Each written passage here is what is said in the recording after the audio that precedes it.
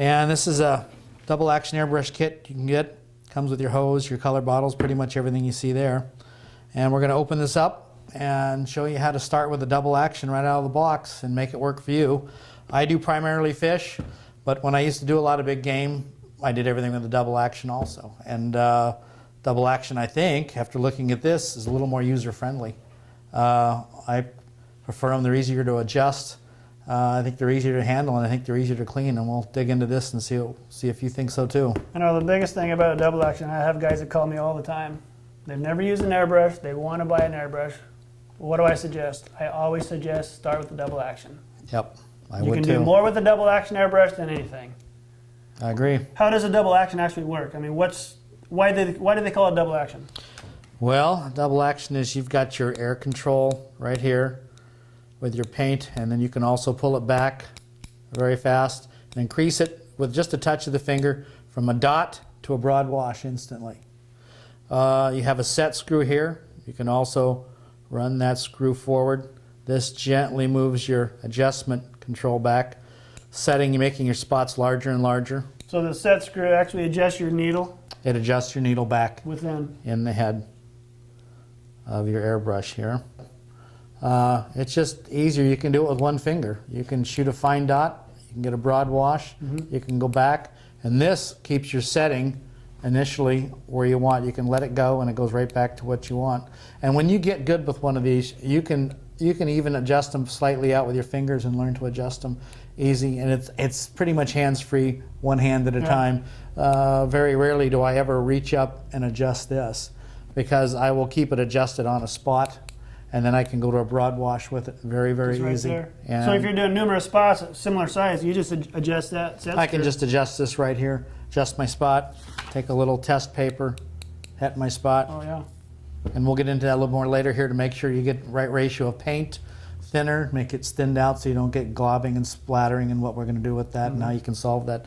But I think a double action is just, it's easier and simpler to use. Yeah. We'll open that up and let's see what's inside. Okay. Now this is just as though you just bought it from the factory. Yep, and we'll see what you've got here. We opened our box, we've got our airbrush, we've got our hose, we've got our color cup, we've got a holder here to hold your airbrush on the surface you like to work, keeps it from falling. We've got 1 ounce color cups, we've got our little wrench, and we've got all our adjustment tips, and we have needles hidden inside here, and we'll open this up. We've got the needles here. So this comes with the number 5 in it, I believe. We will check. I believe it does too. Yep, I see we've got a number 1 and a 3. And these are protective covers on here. You want to be very careful with these. One little dent, dink, or misstep and you'll bend those needle tips and you won't get a good spray on them. You'll have to re-straighten them. You have these laid out on the table here. These needles, you have a 1 here, a 3, and a 5. The 1 is the finest. It's the thinnest needle you have. Yes, and we have the corresponding interior tips here that go with them here too. Interior tips we're talking about are your housing that actually guide the needle at the tip. So it's just a cone. Right. This needle, when it's in your airbrush, slides into that tip like that, right? Yep. Yep. And that little space between the cone and your needle is what allows the paint to flow through. Let's see, we're going to look at our airbrush here. It comes right out of the box. We're going to pull off the safety cap. And we're going to see that this one comes with a number 3 tip. And I find, for my work, that a number 3 right out of the box or a number 5 is perfect. For painting fish, painting big game, whatever you want. I tend to stay away from the number 1 tip unless I'm doing extremely fine, delicate work with very thin paints, because the long needles will tend to clog on you and spit. And for general all-purpose work, like what we just did here with these fish, the 3 or the 5 should be fine. And with a good brush like this, you can start it right out of the box, put some paint into it, and start doing what you need to do. Wow, this works, Bill. Okay, what we're gonna do is we're gonna take our adjustment screw and we're gonna back it all the way off to what stops. We're back down to 0 here. And we're going to hook up some black paint. Now you're saying back to 0, that means my needle's all the way forward? The needle should be all the way forward, yes. Okay. And we're gonna spray it off here. And this is in proper adjustment on this. It's just about right. We've backed the needle all the way off, and it's picking up just a small amount of paint. And this is pretty much adjusted just right out of the box, the way yours should be spraying for you. We're at 38 pounds on here. We're getting a medium spot. And you can take this, go from a medium spot to a broad, to even broader, just by pulling this back and pressing down. And it's not that hard. It takes just a little bit of practice on it here, and you can get it. And another thing, when I like to paint, starting with the airbrush, I like to take my left hand and hold my hose out of the way. If I have a stationary object I'm working on, like a fish, and I'm doing my broad washes, it just keeps the airbrush unobstructed. But to practice, like we talked about, you can take it, and I like to extend my little pinky here to give me a proper spacing, and you can just start checking. This is, like I said, a needle right out of the, get a little paint going here, right out of the box. Now, we can adjust our paint quality by how much thinner we've got in here too. If you put too much thinner, you're going to blow a spot out. If it's too thick, you're going to end up with spattering. I'm right on the level now where I'm getting a little bit of spattering. We were doing a lot of work in here earlier. But with this double action, said we can make our small spots. And even by going closer then, it's right off the paper,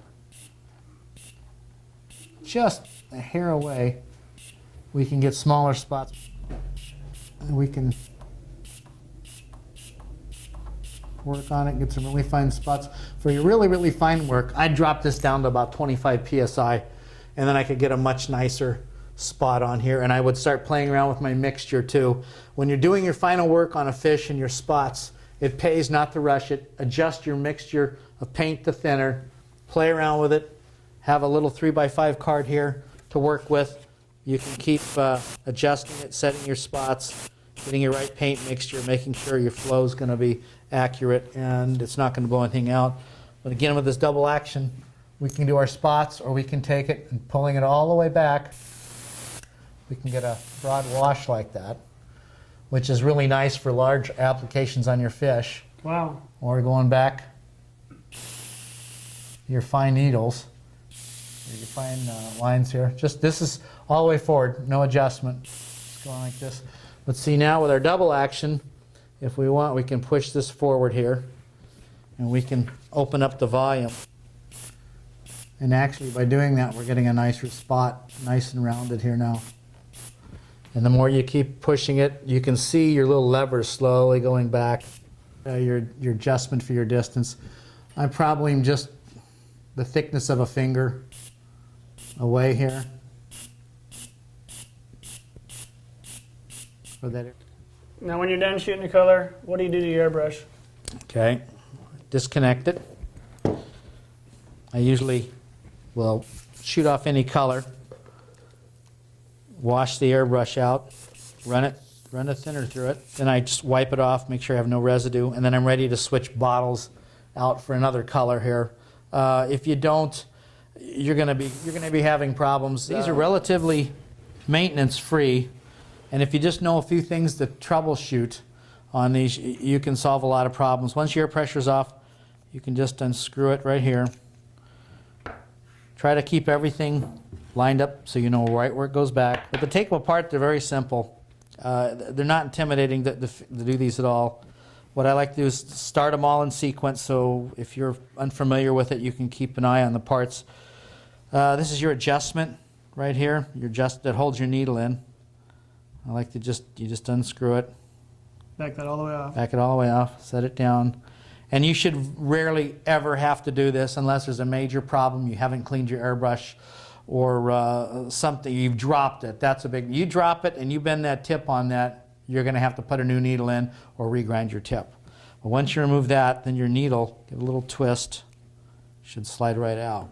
And we've got another adjustment portion in here.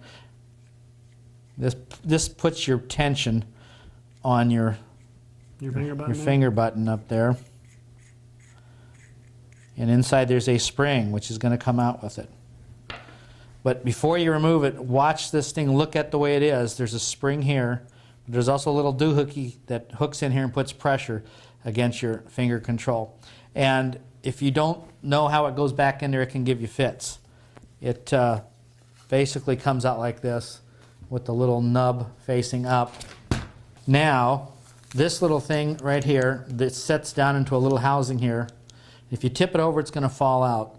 This little thing is probably the worst part of putting your piecing your airbrush out, because it's kind of really hard to get back in, but we'll pull it out of here. This is your control valve right there. That's really critical for your airflow, and this is very delicate. Try not to drop your airbrush. That's all I can say.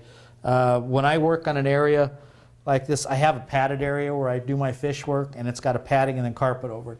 And it is so much easier on an airbrush to drop it on padded carpet than on hard concrete. Oh, yeah. They'll tend to save my airbrush now, and that's through learning through the School of Hard Knocks. We take that out, and then you can, we have a little wrench that comes with these that you can fit on here. Loosen these up. And when you get, we're down to about nothing left here.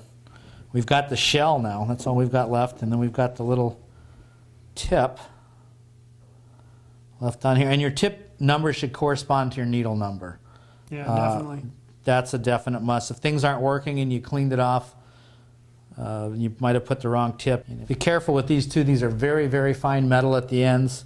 Any type of burring, bending will pretty much ruin them. If you want to stick your needle back in, you can check it. Make sure they move and they're smooth. There's no grittiness, metal fragments or so in there. Once these are gone, you're going to have to replace them, but be real careful with them. Basically, there's our airbrush like that. They're not something I recommend you do every day and take them apart. You shouldn't. If they're properly cleaned each time, you should never have to take these things apart. But if you do, just sit down, get yourself a clean work area, and pay attention. You can take them out and put them back together.